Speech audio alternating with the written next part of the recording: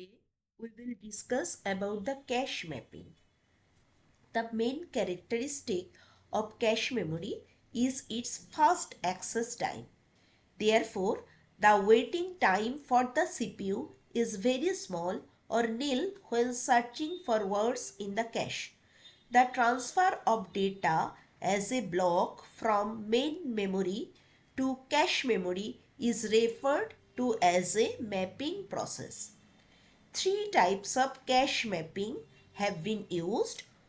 First, associative mapping, direct mapping, and set associative mapping. To discuss the possible methods for specifying where memory blocks are placed in the cache, we will use specific example. Suppose cache consisting of 128 blocks of 16 words each for a total of 2048, that is 2k words, and assume that the main memory is addressable by a 16-bit address. Main memory has 64k words, which we will view as 4k blocks of 16 words each. When a read request is received from the CPU, the contents of a block of memory words containing the location specified are transferred into the cache one word at a time. When the program references any of the locations in the block, the desired contents are read directly from the cache. The correspondence between the main memory blocks and those in the cache is specified by mapping function. When the cache memory is full and memory word that is not in the cache is referenced, the cache control hardware must decide which block should be removed to create space for the new decision by replacement algorithm. So first we will discuss about the different mapping technique.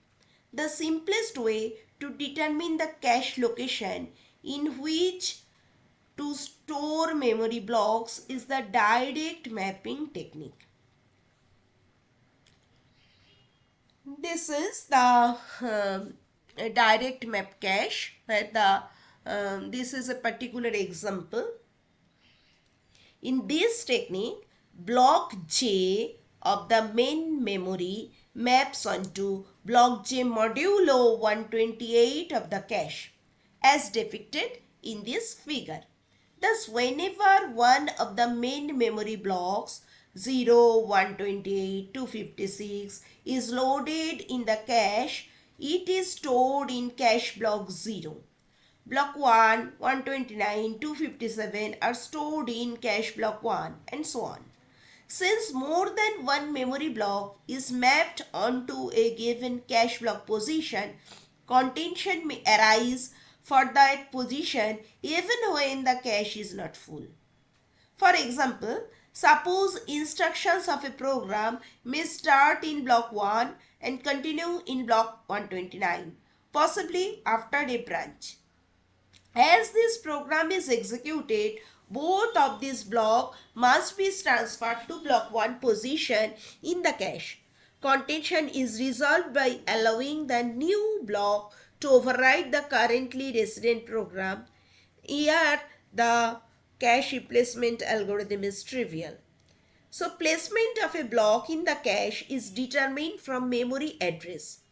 The memory address can be divided into three fields: tag, block, and word. So the low word 4 bits select one of 16 words in a block. When a new block enters into the cache, the 7-bit cache block field determines the cache position in which this block must be stored. The higher order 5 bits of the memory address of the block are stored in 5 tag bits associated with its location in the cache. They identify which of the 32 blocks that are mapped into these cache positions are currently residents in the cache.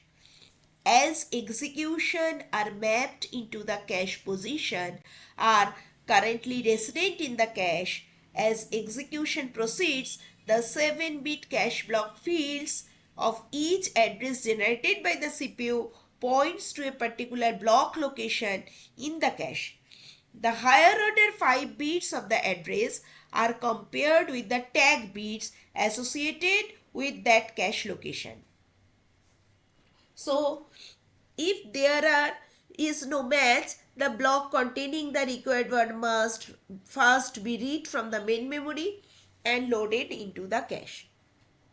The direct mapping technique is easy to implement, but it is not very flexible. Here, the example is given, and the second case of the mapping technique is associative mapped cache. In this case, the associative mapping technique it gives the complete freedom in choosing the cache location in which to place in the main memory block. So this is the flexible mapping method in which a main memory block can be placed into any cache block position. In this case, 12 tag bits are required to identify a memory block when it is resident in the cache. The tag bits of an address received from the CPU are compared to the tag bits of each block of the cache to see if the desired block is present. It gives complete freedom in choosing the cache location in which to place the memory block. Thus, the space in the cache can be used more efficiently. A new block that has to be brought into the cache has to replace an existing block only if the cache is full. In the case, we need again the replacement algorithm to replace the block. So the cost of an associative cache is very higher than the cost of direct mapped cache because of the need to search all 128 patterns to determine whether a given block is in the cache. A search of this kind is called associative search. So there are another method that is called set associative mapping. It is a combination of direct and associative mapping techniques. The blocks of the cache are grouped into sets, and the mapped allows a block of the main memory to reside in any blocks of a specified set. Here, the contention problem of the direct method is eased by having a few choices for block replacement.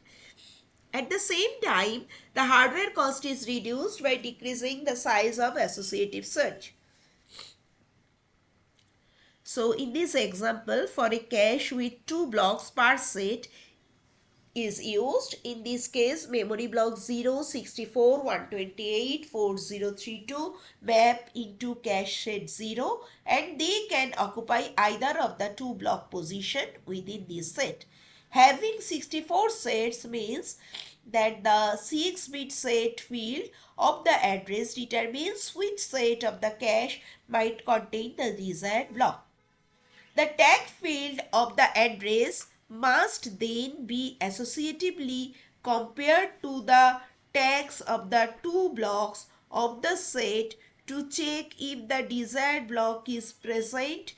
This two-way associative search is simple to implement.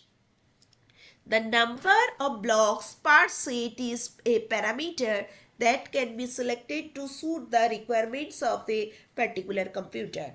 For the main memory and cache memory size, 4 blocks per set can be accommodated by a 5-bit set field, 8 blocks per set by 4-bit set field, and so on.